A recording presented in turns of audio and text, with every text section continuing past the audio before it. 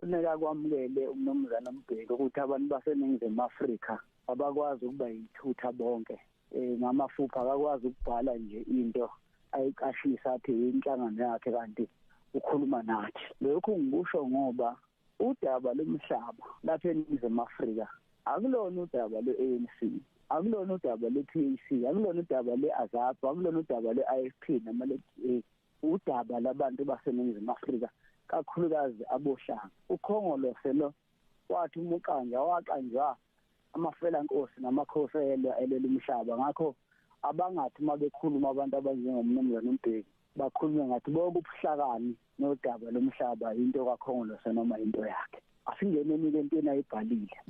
Into ayibhalile kumnumzana uMbeki ugile nje imkhuba engaqali. Okokuqala indlela enze ngayo ibe ubunuku nobuvaka.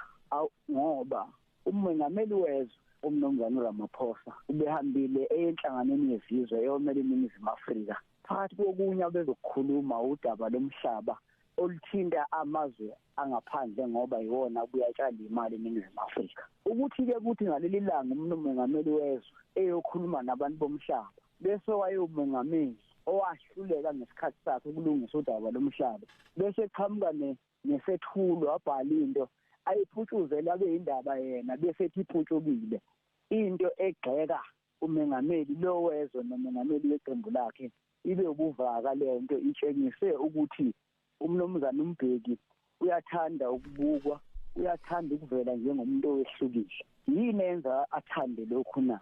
Ingoba abantu bakwaKhongolose benza inkinga esikapakela nathi esiwumphakathi. Into yokuthi bamthathe njengomuntu othi uma ekhuluma wonke umuntu kuthiwa kukhuluma-ke isihlakaniphi ngoba kulela dokodo lakhe esokwazi ukulifaka lapha enkundleni yokuxhumana abalibuka bohlanga. uMbeki ukhuluma into ethi lenkulumo yakhona yokubuyiswa komhlaba inkulumo eyobuhlanga, inkulumo ezothathela abelungu umhlaba inike abohlanga. Uze athi inhlangano le yakhe iAfrican National Congress akuyona inhlangano yabohlanga kodwa inhlangano yazo zonke inhlanga.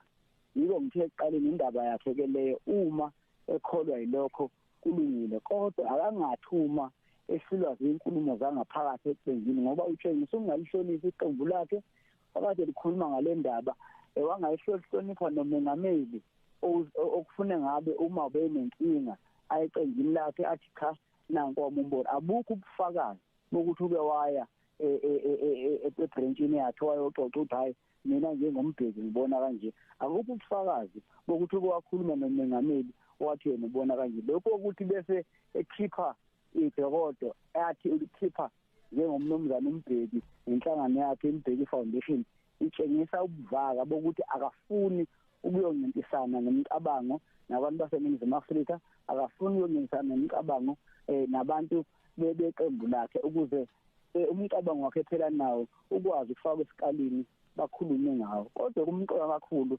kuledokodo ukuthi umnumzana uMbeki akalikhuluma iqiniso.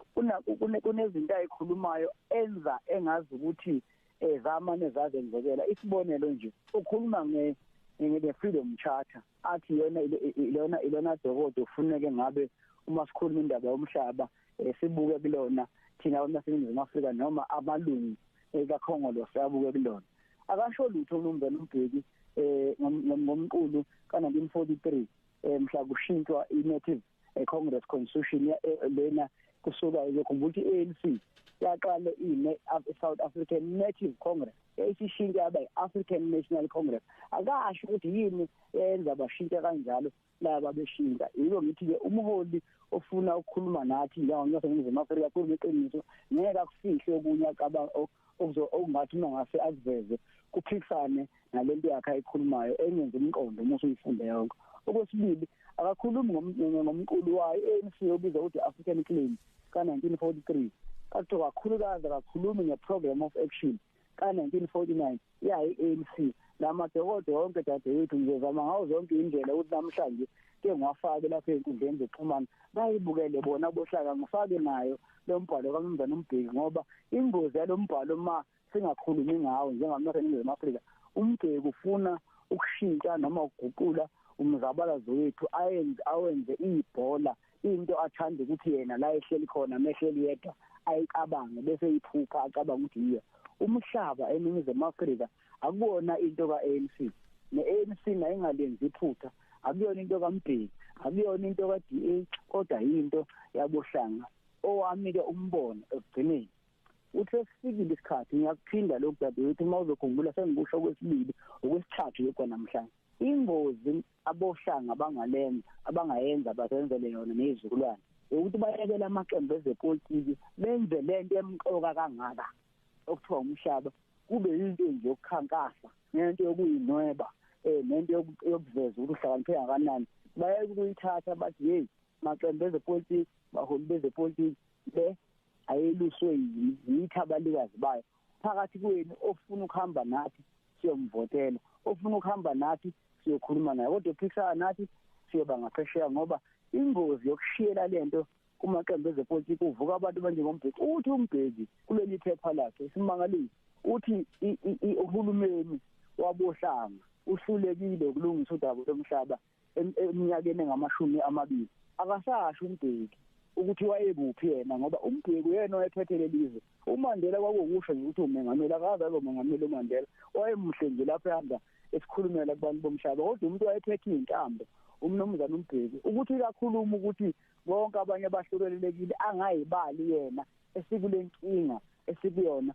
Lithe lami uMbeki umelalele befuneka usilinde emzizi sife bese uqoqa lengane yami yakho, ngoba thina sinasi ufakazi lokuthi wena okwathi abohlanga beqhamuke nohlelo ekuthiwa iRDP beyiqhamukele nabo, wena Mzizi wahamba washinda wafaka ugiya sikule nyaka esikuyona kungenxa yakho, ngoba wena wafaka igiya yaphela imisebenzi, wafaka igiya asinamhlaba namhlanje. Ngakho uzobuya-ke usuthi abanye abantu awuyona umholo neqiniso, phumela obala ukhulume nathi njengabohlanga. uMbeki akayeke ukubhala, akeze lapha emahholo, akeze lapha ey'tenda, amazositshela lokho asitshena kona. Yiko ngithi wenza iphutha uMzizi, befuneka silinde siyife, angakhulumi lento ngoba siyalazi iqiniso, akhohlisa abanye. Kufuneka kwamukele umnumzana uMbeki ukuthi abantu baseNingizimu Afrika abakwazi ukuba yithutha bonke, ngamafupha akakwazi ukubhala nje into ayiqashisa athi inhlangano yakhe kanti ukhuluma nathi. Lokhu